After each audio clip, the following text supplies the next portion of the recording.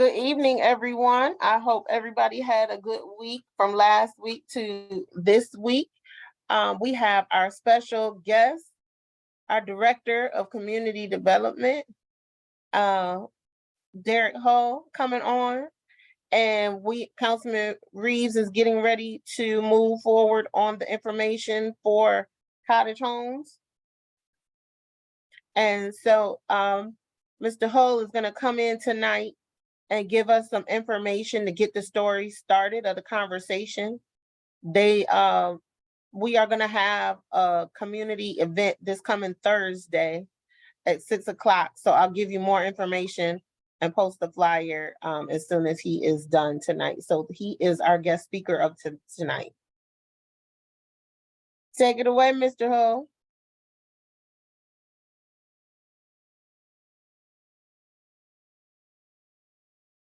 Tamiko, you keep cutting out.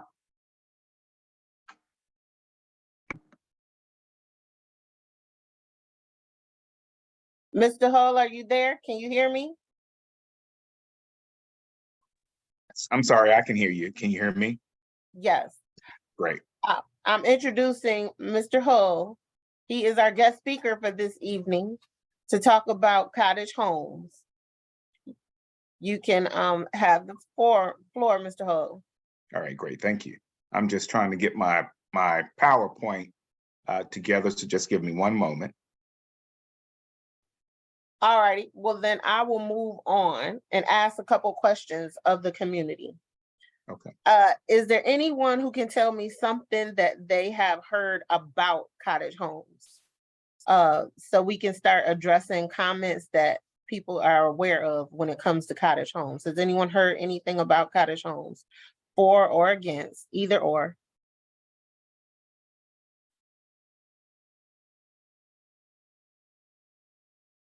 Is Cottage Homes this is Chandra, is Cottage Homes that community development on Wallace? I can't speak for Wallace, but the closest one I'm aware of over here are the ones being built at the end of Godby Road. Okay. Alrighty, has anyone else heard of anything about cottage homes, tiny homes, anything in that realm? All right, Miss Victoria, what's something you heard about regarding tiny homes? Well, basically smaller, tiny homes, maybe under 1,000 square feet, and may not be wanted in South Fulton, city of South Fulton. Why do you think it's a problem to have them in South Fulton? It's not a problem with me. I think the consensus is that it may bring down the property value. I think that was one of the concerns.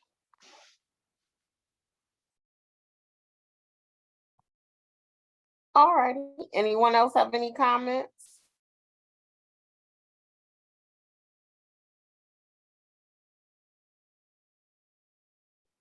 Hi, Stacy Williams here. I've heard of them as well. And I guess we're going to go through this, but my question really stems to the development and if it's going to be targeted more so to a gentrification crowd, I'll put it that way, or to those that are unable to afford standard homes that might have had social economic issues, maybe even our homeless population. Just curious to know who it's going to be marketed to.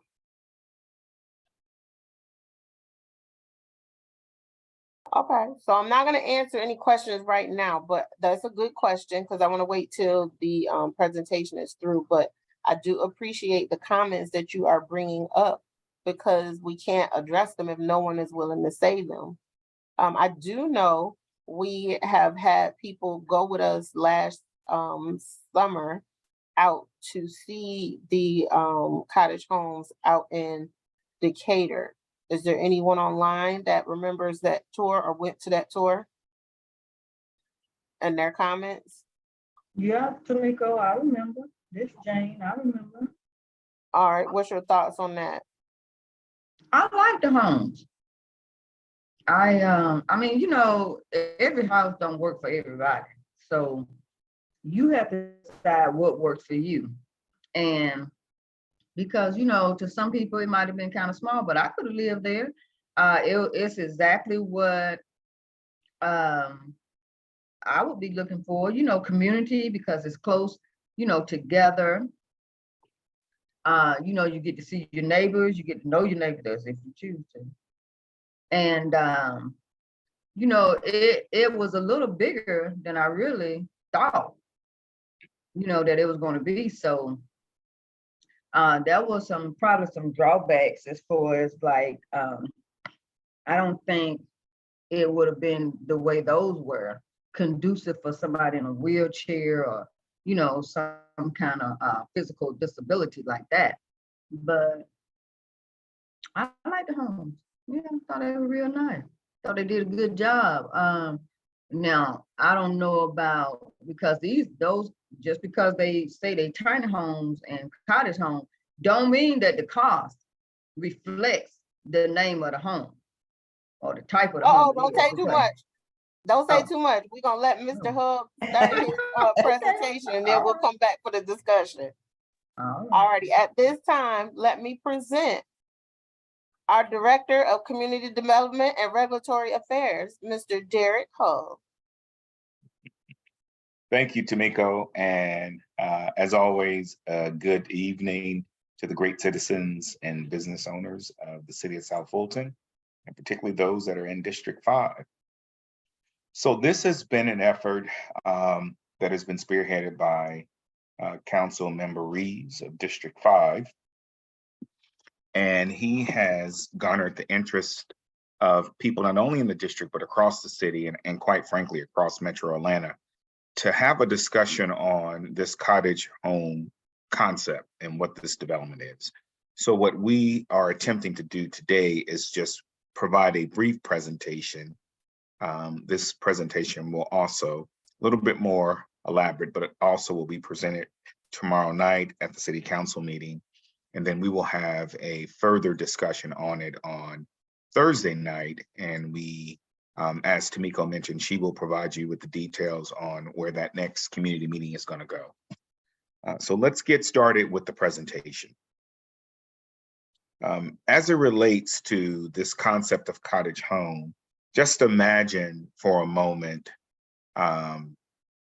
developing housing that addresses environmental sustainability and affordability in the same setting. The cottage home concept is an innovative style of development based upon the typical idea that bigger is not necessarily better. It's a useful option for developers, particularly for those who are looking at building on lots that are smaller, in particular, fitting between the detached single-family house and the condo or townhouse concept. But what it does is it allows for a more efficient use of the land. The houses are typically much more affordable, and then they offer greater energy efficiency. So these are some of the general characteristics of a typical cottage home development.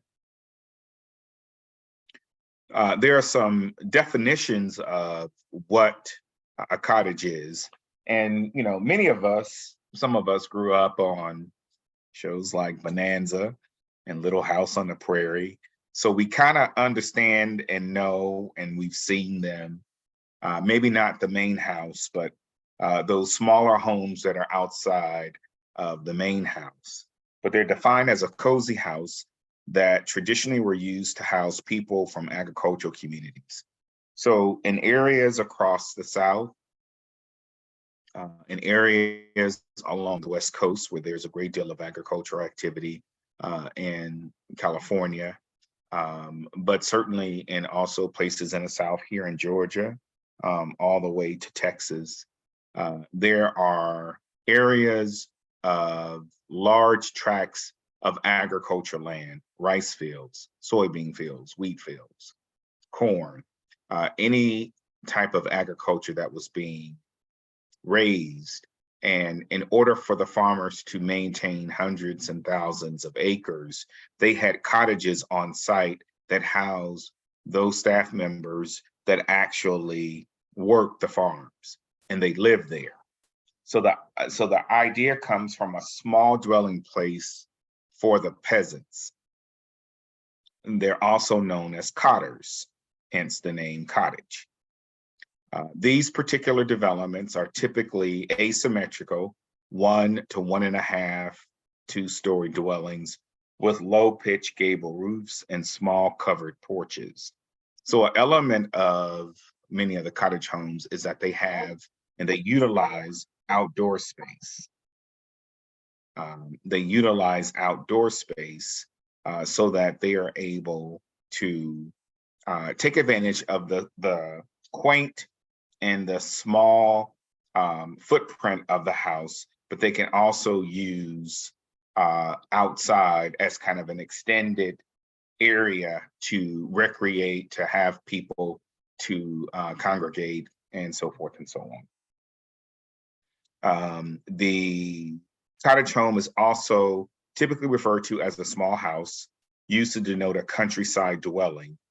And cottage dwelling is also, you may also hear the term bungalow as well. So they're all synonymous in describing the type of house that a cottage house is.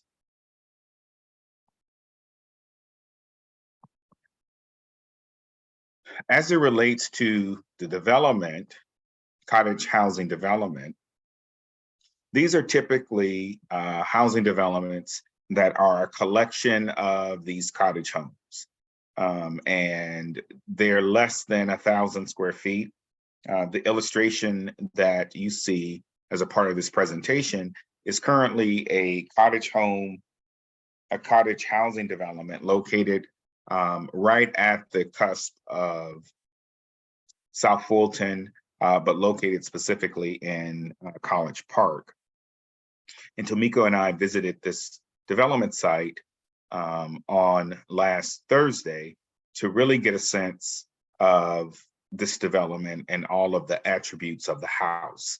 This developer is going to be present, and we'll have some focused and targeted discussions related to this development and what could be in the city of South Fulton on Thursday. And as I mentioned earlier, Tomiko will give you the details regarding that community meeting. But the idea in including this particular project, cottages are arranged around a common area, and you will see an illustration of that in a later slide.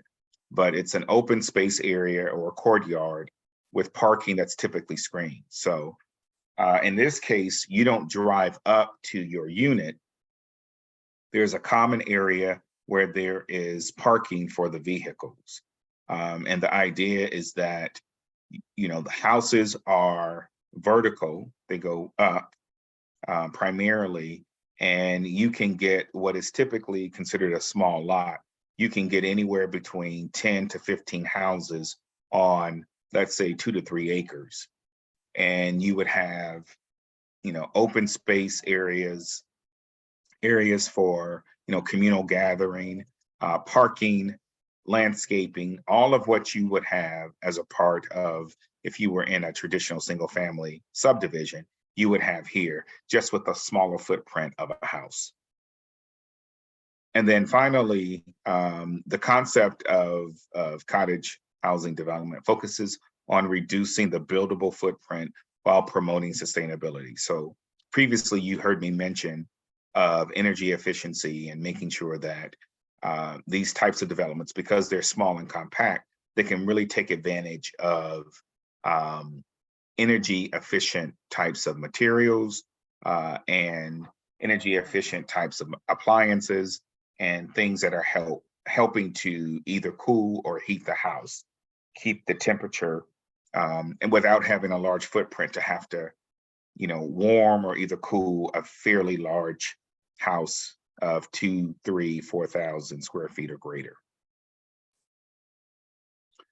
Some of the differences between cottage housing and the conventional or your traditional single family housing is density. In terms of conventional housing, you have a certain specific number of units per acre.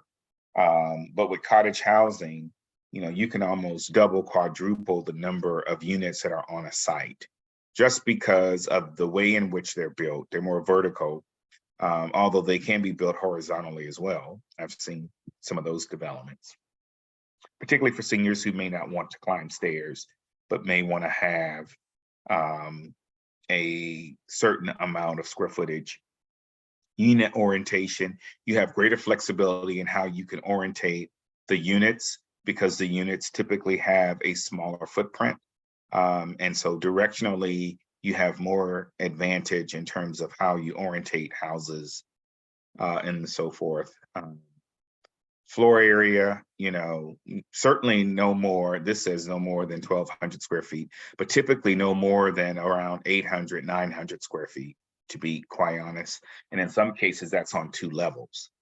The common open area is per unit for cottage homes. Typically, you'll have a lower HOA because these are still for sale units. So you still need to have the same types of requirements related to maintenance, as well as landscaping and upkeep of property. Parking is shared, as I mentioned. Typically, there aren't individual garages, just depending upon the actual developer. The footprint, 850 square feet is considered the maximum footprint of a cottage home versus the maximum lot coverage of what you see is traditional single family. Cottages are typically limited to 2 stories. The living spaces and the dining areas and the bedrooms. Tamiko and I toured one cottage home in this particular project that we're featuring that had 2 bedrooms, a living area, a walk-in shower bathroom, as well as washer and dryer. So all of the things that we think that we would want, this particular development had. It had it just in an array, as was illustrated by the developer in this particular project. Porches are required. They add to the element of living area and open space area that's connected to the house. So one of the units that we looked at had a patio door that opened up that extended the entire area outside. And the patio was in fact the full length of the house of the cottage home. So it really added an additional usable space that, added, anywhere between 75 to an additional 125 square feet to the house.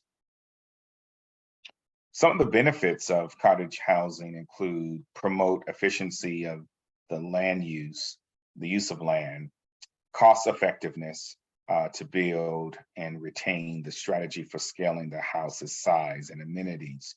So previously we were talking about, kind of the cost of housing.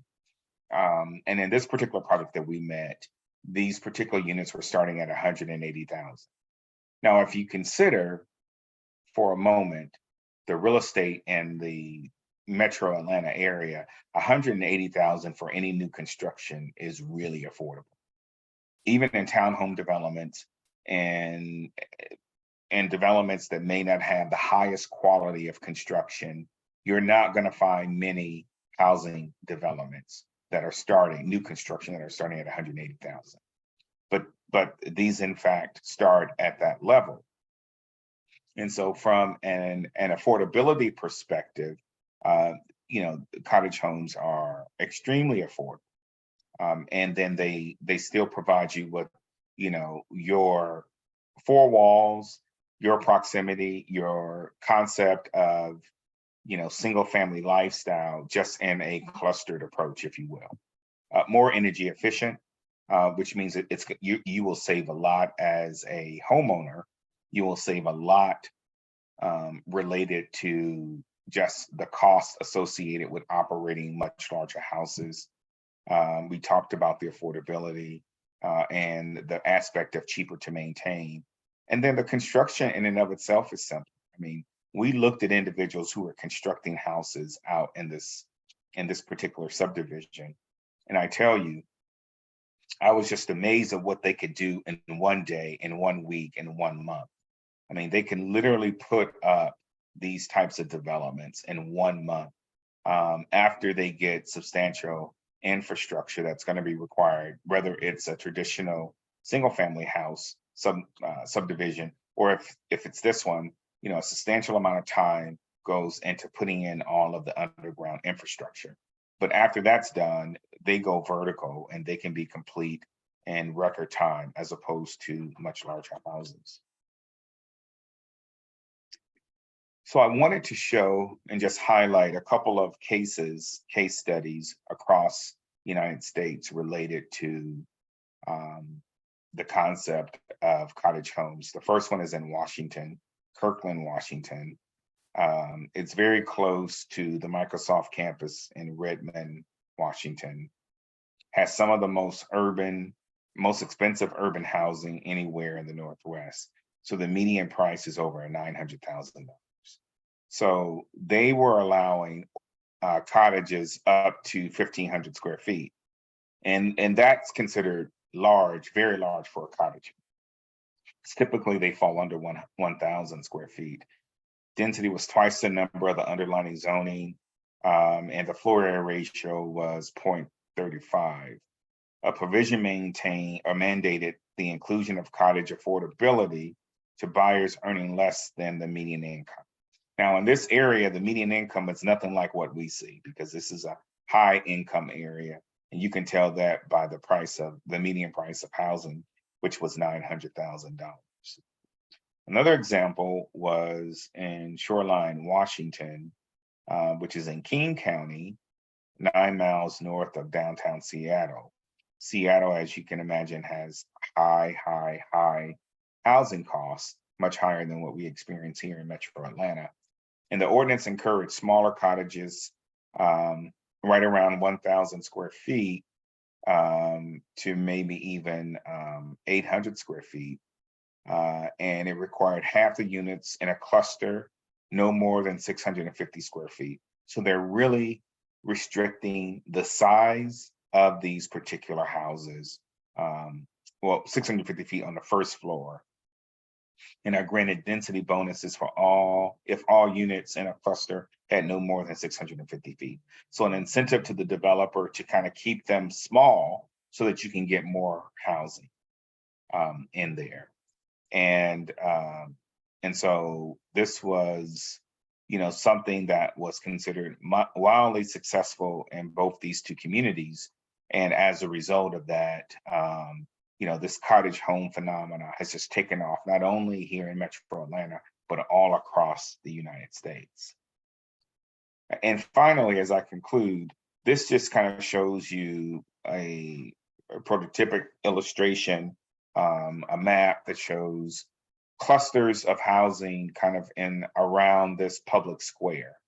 And that's one of the true elements of cottage housing, is that there is always a public square area or a communal area where people, though living maybe in smaller houses, can come and meet their neighbors and can come and feel like they're a part of a neighborhood. So this is a typical type of model that is designed when you're building. Also, looking at it from the perspective of usable space, you know, what Tamiko and I reviewed in College Park was a development that included pitch roofs, as you see here, and they had high ceilings, very high ceilings. Some of them had high ceilings and bedrooms on the top level for individuals that can navigate stairs. Some had 2 bedrooms on the top level and then a second floor balcony. So you can access the balcony off, and it was the entire length of the house. which added additional square footage to the house because it was just so close to the inside area and felt like a part of the house. But they go high so that you can have, opening up your house by adding height works well for very small and confined spaces. And so in this regard, you see kind of a typical type of development.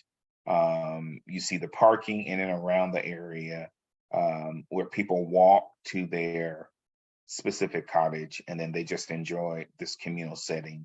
And it's such a small footprint. This is probably no more than 2.5, 3 acres. And you have anywhere, you have approximately 10 units that are located in this with a common area of green space in these areas. So Tamiko, I'll stop my presentation there. I'll have a little bit more to discuss at tomorrow's city council meeting when I give some additional presentation. But the idea and the concept is just to introduce this to District 5.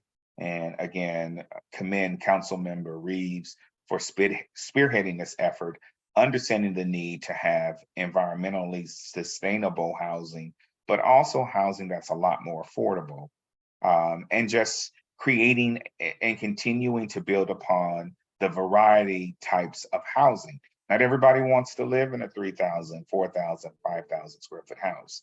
Not everybody wants to live in an apartment or a townhome.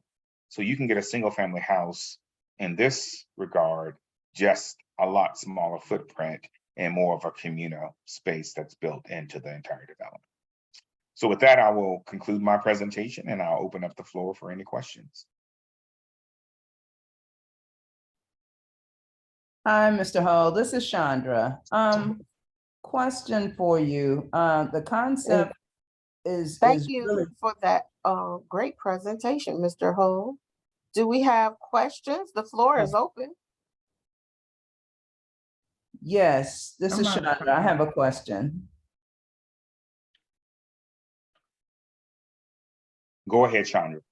Okay, so as it relates to the cottage home, so these are for purchase, not for rent, or is it a combination of both? These are for sale. For sale, okay. Yeah, so these are for purchase as you would purchase a house in any new single family subdivision. The concept is that they're just a smaller footprint. For some of you on this call, and I know because I've been over to some of your houses or I've driven by some of your houses, and you have 4,000, 5,000 square feet. And that's great. But, typically you can count on one hand the number of times all your bedrooms have been filled. Family is coming for Thanksgiving, or family is coming for Christmas, or family is coming for, the holidays in the summer, spring and summer. But, having been a homeowner before, having been a homeowner now, I know of the upkeep when you don't have all those bedrooms filled or the number of bathrooms used, the amount of maintenance it takes to upkeep and maintain. And so either you're constantly cleaning or you're constantly having maid service come through. Well, this shows you a more efficient way if you downsize in your family and you have a empty nester home, as they say, then this provides an opportunity for you to scale down on that living. And so I think this concept, works well, and hopefully we can figure out a model, to pilot here in the city of South Fulton.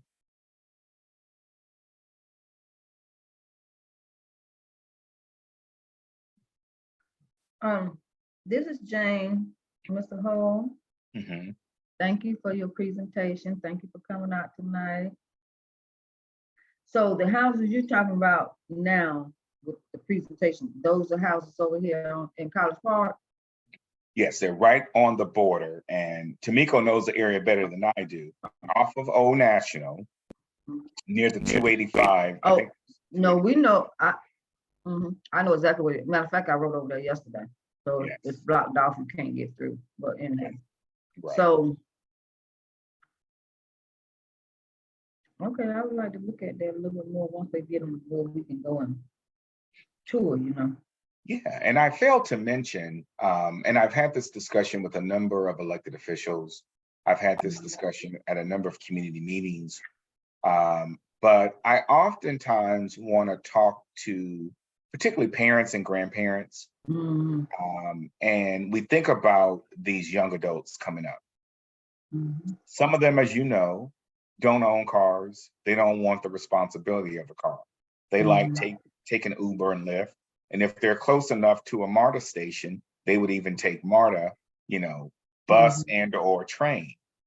And so I think it's always a good lesson for us, particularly us older adults, that when we think about supporting these types of initiatives, we not think about it from our own perspective, but we also think about those generations coming after us. And understanding that, our house may not have the traditional things that our parents and grandparents have. My brother and I were laughing at my mother, and we were talking about the living room in our family house. And I'm putting in a desk just arrived today, and I redecorated the living room into kind of a den. I mean, into a office / library. So many of the books will be there. We might put in a Murphy bed there, but there's going to be a desk there. We're not having the traditional living room anymore, where, traditionally our people, whenever we had a company come over, we would remove the plastic off the couch, and then everybody would sit down and have a conversation once or twice a year. mhm. That is gone. But, in our grandparents and great grandparents' generation, that's what they did. So every generation moves the needle forward in terms of progression. And so I often say, while this might not be for you, think about your niece, your grandchild, think about your nephew, your son or daughter, and maybe as a first-time home buyer, they want something more compact because they want to still travel the world. They want to still own a piece of property, but they don't want to have the responsibility of maintaining 2,500, 3,000 square feet. Mhm. So this isn't just for seniors. This isn't for individuals who may have some physical ailment, disability of some sort. This could be for a young college student who's a recent graduate, who is now a teacher, a police woman or man, firefighter, firewoman, someone who works in civil service, but this is maybe their first opportunity to purchase a new home. Right. Mr. Hall, are you the community development and regulatory affairs for South Fulton or Yes. College Park? Oh, for South Fulton? Okay. Yes. Okay, well, no, I think they bring a nice, I haven't seen the finish and touch on them, but from what I see from the highway, and I think they nice. I like the cottage home when we went out to Clarkston, those were very nice. So, like I said, if it works for you, I think they great. I think they're great. Hi, Go ahead, Kim. this Miss Johnson. I have a question. I went down there on Garby Road, but like Jane was saying, you can't get in. So my question is, can we get a tour of those down there on Garby Road? Yes. And I think that's what we will discuss at the Thursday meeting. The developer of the project is going to be there. You can imagine, with this being a very popular and new concept and people wanting to explore, they have a number of people that are wanting to tour, but they're also doing active construction. So Tamiko and I although we did not have on hard hats, we probably should have had on hard hats, walking across trenches that were some 6, 7, 8 feet deep with just a basic board. So, they want to be very careful. They don't want to have any liability issues in that regard. but the developer is going to be there. So we can solidify a date in which we can take tours. And, you know, a couple of the units that we visited were probably, you know, 70–75% complete. They still had a little bit of, and these are all stick built, you know, from what I could see, they were stick built. So these were not put in, you know, made in a factory and then brought on site. They were doing the physical construction, because you can see the 2x4s and all of that. And you can hear the nailing and see them doing the actual construction out on site. But I'm sure we can arrange it at the meeting on Thursday. Okay, thank you. And I have one more question. That end of Garby Road is not that best of an area. Are they gonna clean that area up? Yes, so they're gonna, part of what the HOA I'm sure is gonna do, and there was a little bit of illegal dumping. They're gonna clean all of that up as they begin to sell. You know, there's an apartment building right next to it, and, you know, another one, I think, on the other side. But they Yes. certainly plan to do and clean up the area. Yeah, I noticed those apartments started trying to put some new decks or something on their apartments, so maybe they're trying to clean up too. It's kind of dark down through there, so they probably need to get some lighting, better lighting. Maybe a sidewalk or something too walking down. But anyway. Thank you.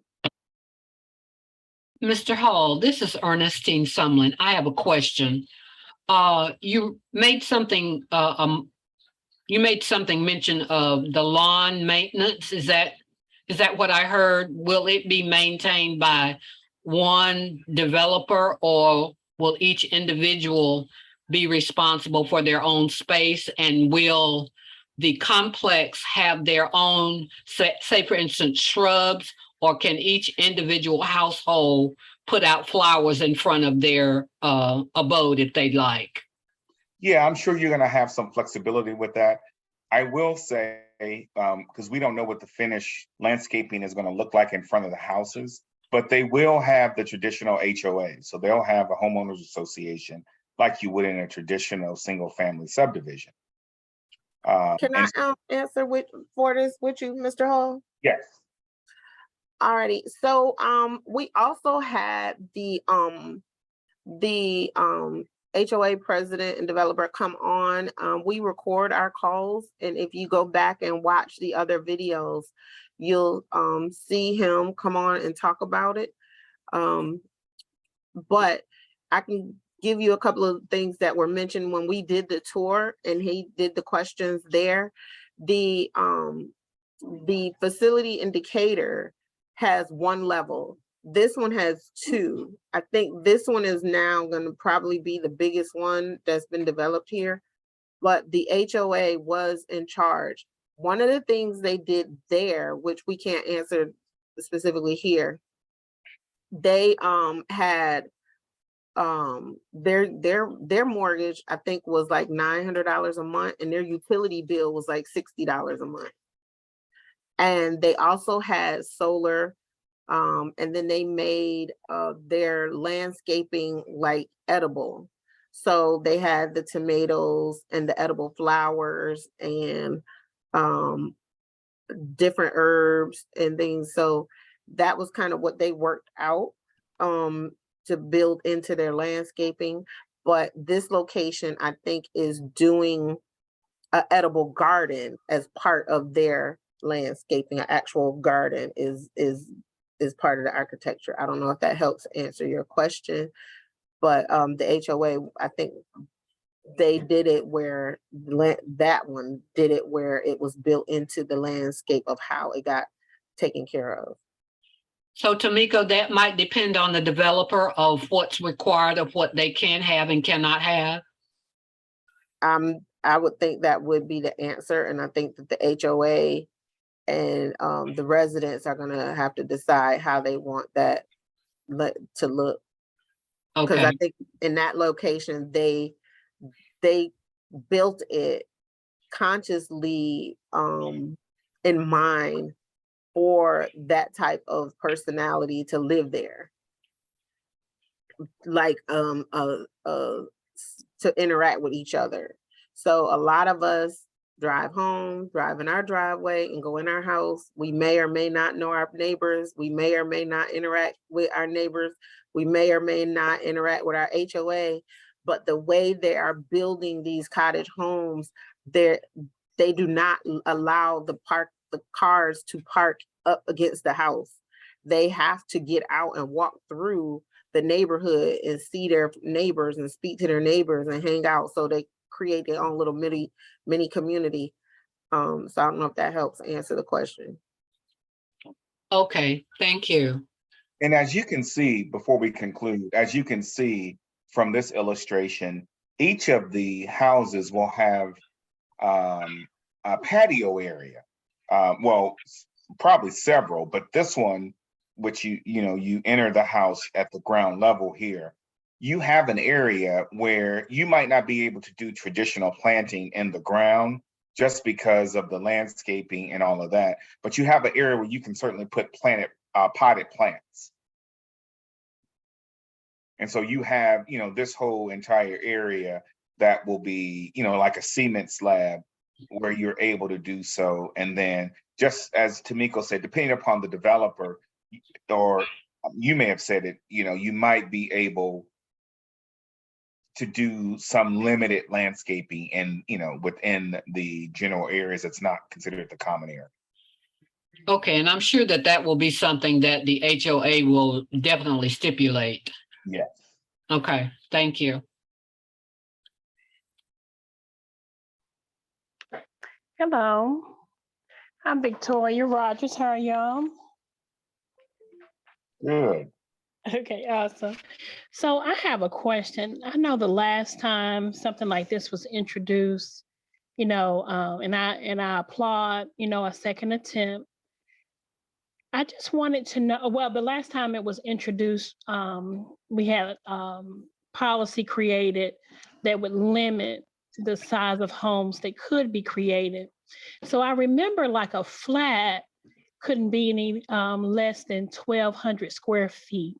So is there like a plan B if that should come up again, maybe to enlarge the cottage homes a little bit, so that it would, kind of, maybe fit into what others would think is acceptable? I'm not sure what's the minimum square footage for a 2-story, but I think I remember the minimum for a 1-story was 1,200 square feet. Just curious if there's there's another plan just in case the same thing happens again. Well, there are a couple of things that we're going to do that are a little bit different this year.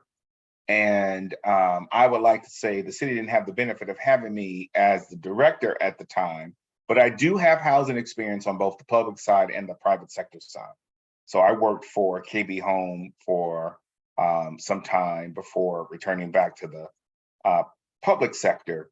And while working in the public sector, obviously overseeing HUD programs, and I oversee the CDBG HUD program for the city of South Fulton. And we're about to undertake a fair housing impediment study. One of the things that the city has to do and reconcile with itself is that not everyone wants to live in a single family house, traditional, of let's say 2,500 square feet or more. And not everybody wants to live on 2 acres or more in the city. And so for a city our size, it's important that we have a variety of housing types because, they address a particular need at a particular time in your life. When many of us who went to college, made a career in civil service, who went to the military, who started a family, we were probably not able to afford the house that we live in now, right? We may have had a 2-3 bedroom house. We may have even had an apartment. But after we moved out of our parents, our guardians' houses, we may have had something that was a lot smaller, a lot quaint. But we were afforded that opportunity. The city has to be careful, and I'm having some discussions related to, are we sometimes in our policy decisions discriminating against certain people if they can't afford bigger housing. We have to be a community that is inclusive of all. That's just like me telling a person, you know, in order for, as ridiculous as this may sound, but in order for you to get this job, you have to have hair cut like this, or you can't have colored hair. It's really the same scenario when it comes to housing. We just never think about it in that level, in that realm, in that thought pattern. But if we're wanting to be inclusive, we have to have all types of housing. And so, you know, my general comment is that we have to go back and look at the policy that states the minimum size of housing, because that may indirectly violate fair housing law that was passed in 1968. Because people with limited means can't afford, if let's say you work, you have a job, you've had a job for a number of years, but your salary is $35,000, $40,000. There is only so much housing that you can afford on that salary. And so if we say that every house has to be of a certain size, a minimum of 3,000 square feet, well, you may never be able to afford a house that much, that will cost that much, particularly with rising costs and you having to compete against people who have higher economic means. So we have to be very careful in how we shape and craft policies that make sure that they're not unintentionally discriminating against folks because of where they are economically. I hope that makes some sense. That's going to be it makes sense. I was just wondering, was there a plan B? I don't think that was answered. Oh, is there a plan B? Yeah. If they want smaller housing. So I cannot remember what was the minimum for a 2-story. Do you have that information? And again, is there a plan B just in case that square footage cannot fit? I think it's a great concept, but just wondering, do we have some ways that we might tackle it just in case opposition comes up? I think the plan B is to invite different developers to come into the community to kind of talk about and to continue to show. I think, you know, Councilmember Reeves, Tamiko, as a legislative specialist, to Councilmember Reeves, have done a great job in just showing the diversity and what we need to have. I mean, do we want to be a community of all single family houses of 2,500 square feet? Now, let me address a question. It's related to what you just asked, but let me address the question that was asked initially. And that was related to, there is a perception that if we allow these types of housing in our community, it's going to ultimately bring down the housing across the city, the value of housing. The first rule of thumb, and Tamiko, just if you can make a mental note for Thursday, let's have some realtors at the meeting on Thursday, because they can back this statement up that I'm about to say. The first rule of real estate is when you're selling property, when you're acquiring property, your property is assessed based upon a comparable, something that is comparable to what you're moving from, or what you're trying to buy. So let's say that there were $5 million houses next to this development, and they were all, you know, minimum 10 bedrooms and 15 bathrooms. That would not be a comparable to this. This location near that development would not bring down the value of that more expensive housing.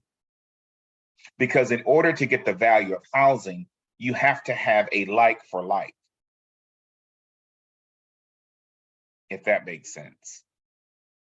So in terms of your response to what is Plan B would be to continue to have these discussions, continue to have these community meetings, continue to have field visits, bring in housing experts, not only locally from the city of from Metro Atlanta, but also from around the country to kind of talk about strategically how there has to be a paradigm shift in how we think about housing. Because again, you know, for those of you who have kids and grandkids, and you've spent all of this money to send them to the top Black colleges and the top predominantly white institutions of higher education all across the United States, are you now going to be able to drop down, help them pay for a down payment on one of these houses in South Fulton? You want them to live by you, right? And are they going to want to live in those types of houses? So, you know, kind of having that frank discussion, kind of understanding, opening up our minds to kind of the potential of housing will help us to understand why we need to have a diversity of housing. And I don't think Councilmember Reeves, I don't think Tamiko, I'm certainly not saying all new housing now has to be of this stock. It has to be of this caliber. What we're saying is this is a new concept, and we should consider inviting this concept into the community as yet another alternative to housing. I do have one question that I've heard, that it brings down the property value of homes. So let's say someone has a 3,000 square foot home and it's $300,000. And then for this acre, and then someone has 3 cottage homes on an acre and they're 1,000 square feet apiece. Does that really change the value of properties? It does not. Thank you. Yeah, it does not. And that's, I don't know if you heard my comment. We have to make sure that we have some realtors there, real estate agents at the meeting on Thursday. You know, did. Yeah. Value of property is determined by comparables. So, you know, if you live in a 5-bedroom house, realtors and appraisers will go across town to find a similar size house. They're not going to value your house against the house that's right next door that is 2-bedroom, because that's not a comparable. It's not fair. Those are the rules in the real estate game. It has to be a like for like. So in areas, you know, in certain parts of the city, it might be a little challenging to find a house that is 5-bedroom, and unless it's a new subdivision, you might not have another 5-bedroom, 4-bath house for 2 or 3 miles. But they will go that far just to get the comparable. They'll see what that house sold for, what that house has been appraised for, to value your house. They don't measure your house against the house that's right next to you if the house right next to you is not of the same size and caliber.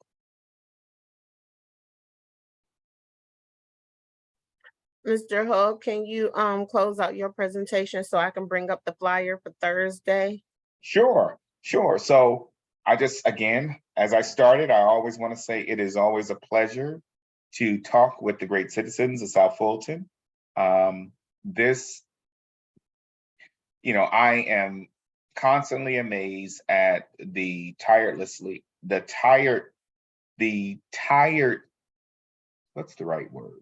You getting tired. Unyielding, let me just change the word, the unyielding efforts of elected officials like Councilmember Reeves in driving a point related to understanding where the city needs to go in terms of offering a variety of housing.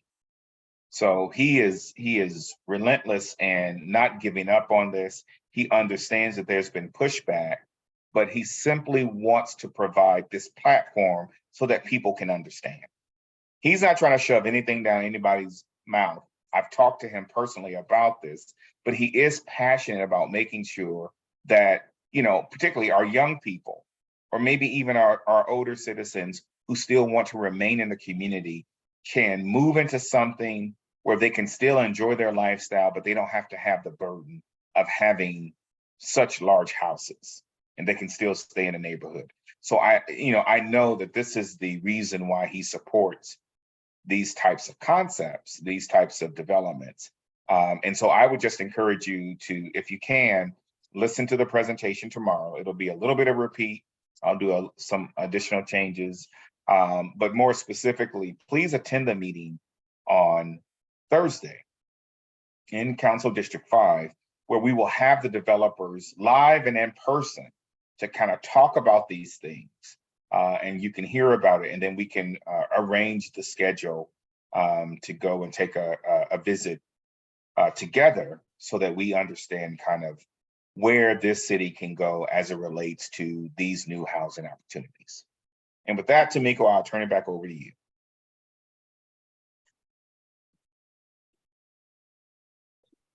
Thank you, Director Hull. I appreciate it so much that you have taken the time to come out.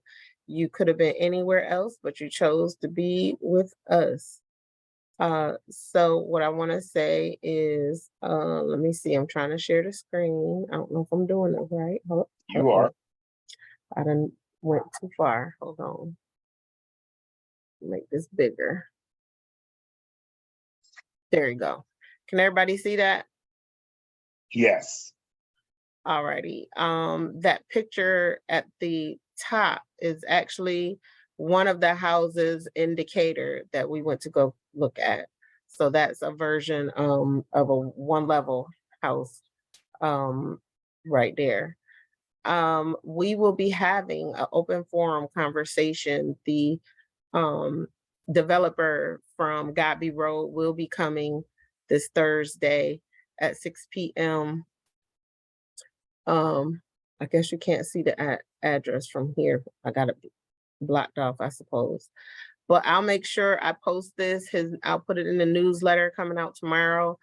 So if you're not on the newsletter, please let me know. But we will be meeting this Thursday over at let me stop that share. Let me give you the address if you couldn't see it. It is at Calvary Impact Missionary Baptist Church, which is Pastor Otis Sampson Jr. on 5445 Buffington Road, South Fulton. If you're not familiar with that, that is 5445 Buffington Road, Calvary Impact Missionary Baptist Church. Why we chose that location is because Councilman Reeves is trying to see if there's some land on Buffington that they may be able to do the demo project. So come out Thursday for it, against it. We have to have everybody at the table for a conversation.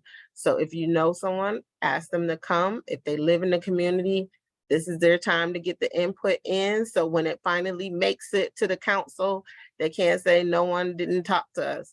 We are trying to get out to the community and talk to the people. They don't have to just live in District 5. This meeting is for anyone within the city to come out. All righty. So with that being said, I will say have an awesome night, everyone. And Tamiko? yes. How do you get on the I think you said the flyer or the email for the information to come out to you? Because this is my first time joining the meeting. Oh, well, you can go to district5mewe.org. Thank you for asking. And we appreciate new people coming on out. Yeah, this is my first time. Okay, District 5. Okay. I'm typing it in as we speak. District 5 mewe.org.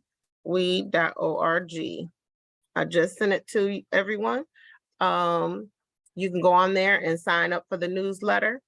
And we have, for those of you who this is your first time, we have this meeting every week, 6:30 to 7:30. We have different topics. We have open forum, different speakers. We have legislative Mondays, which is always the Monday before the main council meeting. So fourth Monday generally. And we meet in person at Burdette Gym for the 6:30 to 7:30. Is that tomorrow? No, this is second Tuesday. So this is the work session. Fourth Tuesday is the actual council meeting when they vote for legislation. Okay. Second Mondays is the discussions on things that need to be voted on. And so fourth Mondays is generally when we meet in person over at Burdette Gym. And although Mr. Hull didn't mention it, there'll be some snacks for you. And Okay. on this Thursday that have really, the ones I've gone to his other meetings, they are something to see. So And I'm then gonna the put them out city there, tell council them. meeting is tomorrow, correct? Tomorrow is the work session and the zoning meetings for the council. So And that, second where is that Tuesdays, located? that's gonna be on Zoom, or YouTube for the public. You can go to YouTube and look up the City of South Fulton, and they'll be live. Then you can also, and then the fourth Tuesday is the actual council meeting. So I appreciate you asking these questions. Tamika, I have a question. This is Chandra. As far as that tomorrow hearing, the Zoom link for that, do you happen to have that at this time, or am I just gonna have to call and get it from someone at the City of South Fulton tomorrow? So for the general public, they watch it through YouTube. If there is someone who is actually going to be speaking or they've turned their name in to give comments, I think they send them the direct link to get on. And that's what I'm talking about. Okay. I've been challenged to get someone to call me back, and I'm frustrated because So the give me hearing, a call directly so we can Okay. figure out why that is happening, because anyone that knows, you call my office, and I say mine because I normally am first point of answering the phone at the office. cool. I try to assist everyone that gives me a call, and I take pride in that we actually answer the phone. Awesome. Can't speak for nobody else's office, but District 5's office answers the phone. There's several people on here who will tell you that I do answer the phone. Okay. Well, no, and it's not you that I'm calling. No, and I'm not even much trying to insinuate that. I am calling, trying to reach someone at the City of South Fulton's main location. Correct, but we are here to help you, so you don't have to be frustrated. That is part of our job, is to support the residents. Okay, cool Give me beans. a Thank call. you so much. You're welcome. All righty, everyone. You have an awesome night. See you in person on Tamiko. Thursday. Yes. Hey, I'm sorry, you can close the meeting. It's Michelle Taylor Willis with Southwood Lifestyle Magazine. How are you? I'm doing just fine. Is this a question for the city? It gets a question for you, actually. That's what I was saying. If you want to close the meeting, you can. I got you. All righty. Well, I'll go ahead and close the meeting, everybody. And so you all have a good night.